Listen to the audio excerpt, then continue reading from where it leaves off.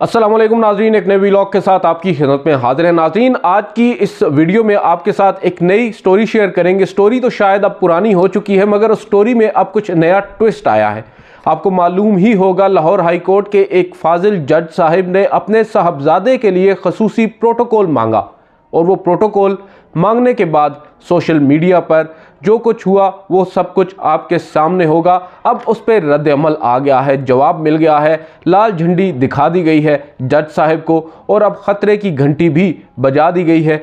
दरअसल स्टोरी है, ये लेटर आपकी नज़र से शायद गुजरा हो, सोशल मीडिया पर सर्कुलेट कर रहा है। 6 अक्टूबर का ये लेटर है। एडिशनल रजिस्ट्रार, जो सीनियर एडिशनल रजिस्ट्रार हैं लाहौर हाई कोर्ट के, उनकी जानिब से ये लेटर लिखा गया। और इसमें जो सब्जेक्ट है लेटर का वो आपको पहले बता देते हैं कि provision of protocol facilities at Abu Dhabi and John F Kennedy New York international airports, और to mister Syed Mohammad Ali son of honourable justice Ali Baqar Najafi, जज लाहौर हाई कोर्ट लाहौर। अब इस सब्जेक्ट से आपको अंदाज़ा हो गया होगा कि बाकर नजफी साहब के साहबजादे के हवाले से उन्होंने अपने रजिस्ट्रार के ज़रिए एक ख़त लिखवाया, और उस ख़त में उन्होंने जो फ़ॉरेन ऑफिस है उसको ये ख़त की कापी भेजी गई है। एम्बेसडर हैं अबू धाबी के अंदर जो पाकिस्तान के, उनको भेजी गई है, और जो कौंसल जनरल ऑफ पाकिस्तान है न्यूयॉर्क के अंदर अमेरिका में, उनको भी इस ख़त की कापी भेजी गई है। और यहाँ पर ये कहा जा रहा है कि रिस्पेक्टफुली आपसे गुजारिश ये की जा रही है कि honourable mister justice Ali Baqar Najafi जो हैं वो डिज़ायर करते हैं, उन्होंने इस ख्वाहिश का इजहार किया है कि उनके साहबजादे मिस्टर सैयद मोहम्मद वकार अली को प्रोटोकॉल फैसिलिटीज़ फ़राहम की जाएं अबू धाबी इंटरनेशनल एयरपोर्ट पर और John F Kennedy New York international airport पर।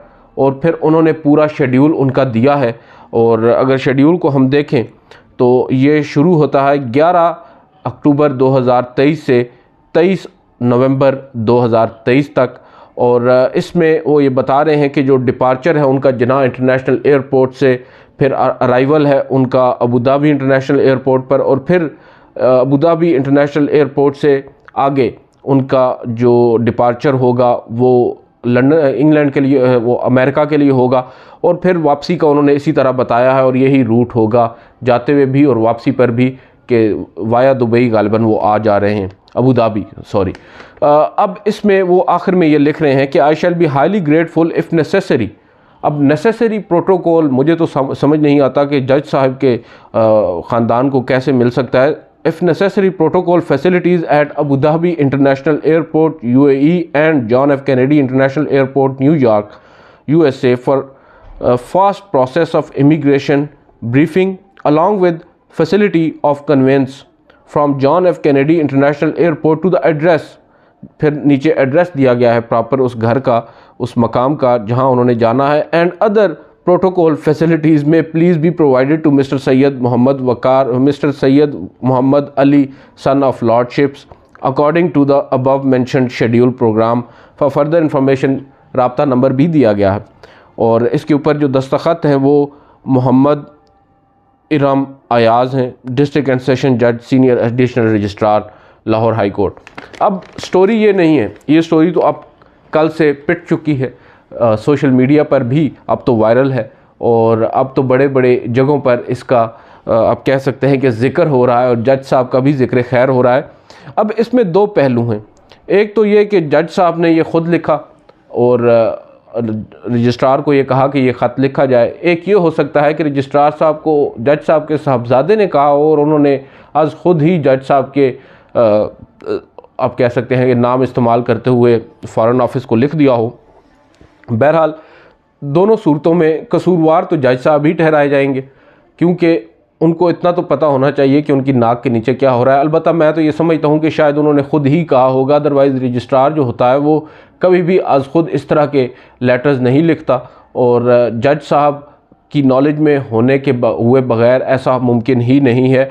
अब जज साहब ने अगर ये कहा है तो कहाँ पर उनको ये इजाज़त दी जाती है, कौन से रूल्स में ये लिखा हुआ है कि जज साहब के ख़ानदान को भी पाकिस्तान के बाहर भी प्रोटोकॉल फ्राहम किया जाएगा।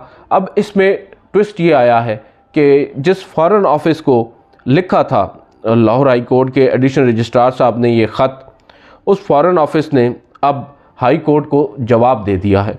और वो जवाब ये है, और बड़ा सादा सा जवाब है कि जो रेलेवेंट रूल्स हैं, जो मुतलका रूल्स हैं, उनके मुताबिक जजेस की जो फैमिली जो मेंबर्स हैं, उनके जो ख़ानदान के लोग हैं, वो इंटाइटल्ड नहीं हैं इस तरह की प्रोटोकॉल फैसिलिटीज़ के जिस तरह की इस ख़त में मांगी जा रही हैं।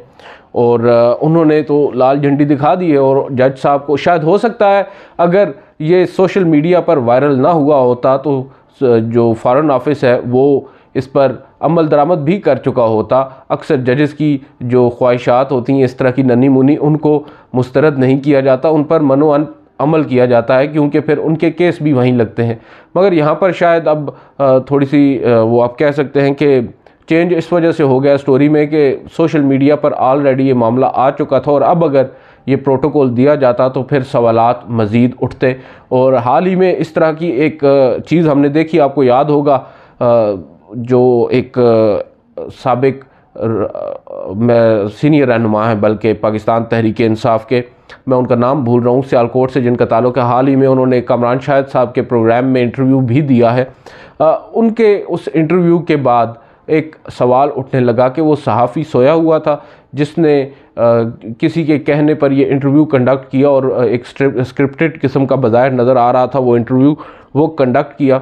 उसके बाद अगले ही रोज़ एक और रहनुमा पाकिस्तान तहरीक इंसाफ के, जिनको पार्लियामेंट लाजिस के बाहर से गायब कर दिया गया था, उनको भी इसी तरह बताया जा रहा है। कोई लोग दावा कर रहे हैं कि कोई आर्मी का शख्स था या कौन था, वो उनको डॉन न्यूज़ के ऑफिस में लेकर गया, और आदिल शाहजेब शायद एंकर का नाम है, जिनके प्रोग्राम में उनको बिठाया गया और वहाँ पर एक 1.5 से 2 घंटे की रिकॉर्डिंग भी की गई। मगर डॉन इंतज़ामिया ने वो प्रोग्राम रन नहीं किया। यहाँ पर मेरा ज़रा सा टेक डिफरेंट है। आज लोग डॉन को सराह रहे हैं, बेशक सराहना भी चाहिए, हो सकता है वो बिल्कुल ठीक सराह रहे हों, मगर अगर बात को सही तरह से देखा जाए तो डॉन ने वो अगर इंटरव्यू चलाना नहीं था तो वो कंडक्ट क्यों किया गया या रिकॉर्ड क्यों किया गया था?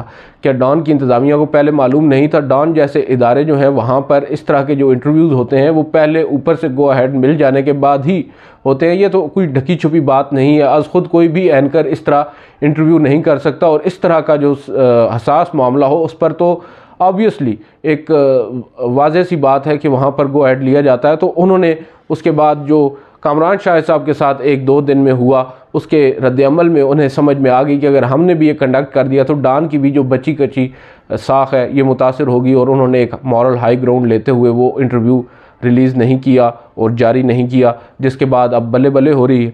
तो यहाँ पर भी कुछ ऐसा ही महसूस हो रहा है। जो फॉरेन ऑफिस का रिप्लाई है वो कोई इतना आप कह सकते हैं कि ये बस मॉरल हाई ग्राउंड ही एक तरह से लिया गया है। और इसमें मैं तो ये भी कहूँगा कि ये शिकायत भी कर दी गई है सुप्रीम कोर्ट ऑफ पाकिस्तान को जज साहब की, क्योंकि इतलात के मुताबिक जो रिप्लाई किया है फॉरेन ऑफिस ने लाहौर हाई कोर्ट के रजिस्ट्रार साहब को, उस रिप्लाई की एक कापी उन्होंने रजिस्ट्रार सुप्रीम कोर्ट को भी अरसाल कर दी है।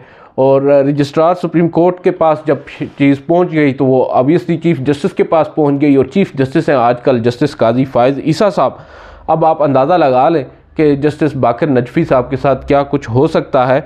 बहरहाल उनके हवाले से बहुत से लोग मुतालबात कर रहे हैं कि जज बाकर नजफ़ी साहब को अब मुस्तफ़ी हो जाना चाहिए। इतना बड़ा उनके पार्ट पर जब ब्लंडर सामने आया तो मैं इस बात से इत्तफ़ाक़ नहीं करता फॉर सर्टन रीज़न्स।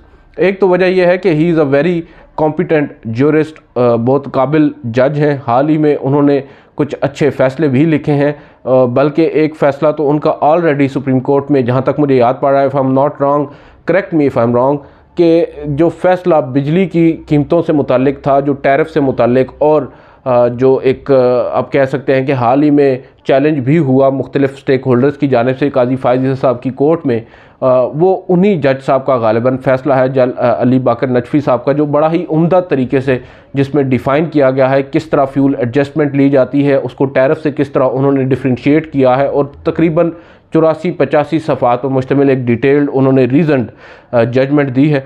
तो वो तो साइड है उनकी, आप कह सकते हैं कि अदलिया की साइड है, उनकी अदालती फ़ैसलों की साइड है, और ये थोड़ा सा इंतज़ामी मामला है। तो इस पर हो सकता है कोई वार्निंग सुप्रीम कोर्ट की जानिब से या जुडिशल कमीशन की जानिब से दे दी जाए, जुडिशल कौंसिल की जानिब से, मगर इसमें ज़्यादा आगे मेरा नहीं ख्याल कि जाना चाहिए। माजी में भी आपको याद होगा मुल्तान में गालिबन कोई PSL का मैच था, तो वहाँ पर भी जजेस साहिबान ने इस ख्वाहिश का इजहार किया था कि उनके फैमिली मेम्बर्स को स्पेशल पासेस दिए जाएं और वो बॉक्सेस दिए जाएं VIP किस्म के, जहाँ पर वो अपनी फैमिली के साथ जाकर मैचेस देख सकें। उस वक्त तो वो PSL के जो चेयरमैन थे, वो जो PCB के चेयरमैन थे नजम सेठी साहब थे, उन्होंने शायद मीडिया में ख़ुद ही वो लीक करवा दिया है, जो भी वो बात टल गई। अब ये जिसने भी लीक किया है, कम से कम ये अंदाज़ा ज़रूर होता है कि जो जजेस साहिबान बेशक बड़े काबिल जजेस साहिबान हैं, मगर जाते जाते वो भूल जाते हैं कि वो भी महज जो कौमी ख़जाना है उससे तनख्वाह लेने वाले एक जज हैं। कोई वो चाचे मामे नहीं लग गए कि जो उनका दिल चाहेगा वो ये करेंगे। जज वो हैं, उनका बेटा नहीं है। अगर उसके बेटे ने बाहर जाना है तो आम शहरी जो हैं वो भी रोज़ाना की बुनियाद पर बाहर जाते हैं, उनको कोई प्रोटोकॉल नहीं मिलता, ना उनको एयरपोर्ट से उनके अमेरिका में घर के अंदर गाड़ी जो है वो छोड़ कर आती है, और मज़ीद कोई प्रोटोकॉल अगर दस्तियाब हो तो वो उनको नहीं दिया जाता। आम शहरियों की तरह वो जाते हैं, उनको ट्रीट भी वैसे ही किया जाता है। आपका बेटा कोई आसमान से नहीं उतरा हुआ, तो इस बात का आपको एहसास होना चाहिए। और अब चीफ़ जस्टिस काजी फ़ायज़ ईसा साहब को कम से कम उनको इस बात का एहसास ज़रूर दिलाना चाहिए, उन जज साहब को और उनके साथ दीगर तमाम जज साहिबान को। ये तो जज साहब की बात सामने आ गई। ऐसे कई लोग हैं जो सुप्रीम कोर्ट के जजेज़ हैं, वो भी इस तरह के मुतालबात करते रहते हैं आए रोज़। और जज साहब से शायद गलती ये होगी कि उन्होंने रिटन दरख्वास्त दे दी और वो पकड़े गए, और अब उसके ऊपर एक पूरा मुहिम चल रही है सोशल मीडिया पर। तो अब देखते हैं काजी साहब इसके ऊपर क्या करते हैं। अदरवाइज़ काजी साहब का तो बड़ा स्ट्रॉन्ग एक स्टांस होता है इन मामलात पर। अब उनका इसके ऊपर क्या रद्द-ए-अमल आता है उसका अब इंतज़ार है हमें। इसके अलावा सुप्रीम कोर्ट में अब एक और वो एदाद शुमार जारी किए गए हैं ज़ेर इल्तवा मुकदमात के, जो उनको निपटाया गया है, वो आपको आपके साथ शेयर किए देते हैं कि 2 अक्टूबर से 6 अक्टूबर तक का जो हफ़्ता था, जो 5 दिन थे, उनमें कुल अगर देखा जाए तो सुप्रीम कोर्ट में दायर मुकदमात की तादाद 312 है और जो निपटाए गए मुकदमात हैं उनकी तादाद 224 है। तो इस लिहाज से अगर देखें तो पेंडेंसी जो है वो कम नहीं हो रही बल्कि बढ़ रही है। ताहम इसमें एक चीज़ है कि जो निपटाए गए मुकदमात हैं उनमें मुतफ़रक़ दरख्वास्तें शामिल नहीं हैं, यानी अगर उनको भी शामिल किया जाए तो हो सकता है ये तादाद 300 से भी ज़ायद हो जाए। मुतफ़रक़ दरख्वास्तें वो होती हैं जो किसी एक केस के अंदर उससे जुड़ी कोई और दरख्वास्त होती है, एक मेन पिटिशन चल रही होती है और उसके साथ सप्लीमेंट्री उसमें ही कोई चीज़ दरख्वास्त की सूरत में जमा करवाई जाए, उसको मुतफ़रक़ या CMA कहा जाता है, सिविल मिसलेनियस अपील। और अब ये भी कहा गया है कि चीफ़ जस्टिस काजी फ़ायज़ ईसा और सुप्रीम कोर्ट के दीगर जजेस साहिबान जो हैं वो अदालत उज़्मा में ज़ेर इल्तवा मुकदमात निपटाने के लिए पुरअज़्म हैं। और इसी अज़्म का इयादा हाल ही में चीफ़ जस्टिस की जब हम साफ़ियों से मुलाकात हुई या हम साफ़ियों की चीफ़ जस्टिस से मुलाकात हुई, उस मुलाकात में भी उन्होंने किया और कहा कि कोशिश हमारी यही है कि इन तमाम तर मामलात को ओवरकम किया जाए, बिलखसूस जो पेंडेंसी है इसको ओवरकम किया जाए, और हम कोशिश ज़रूर कर रहे हैं।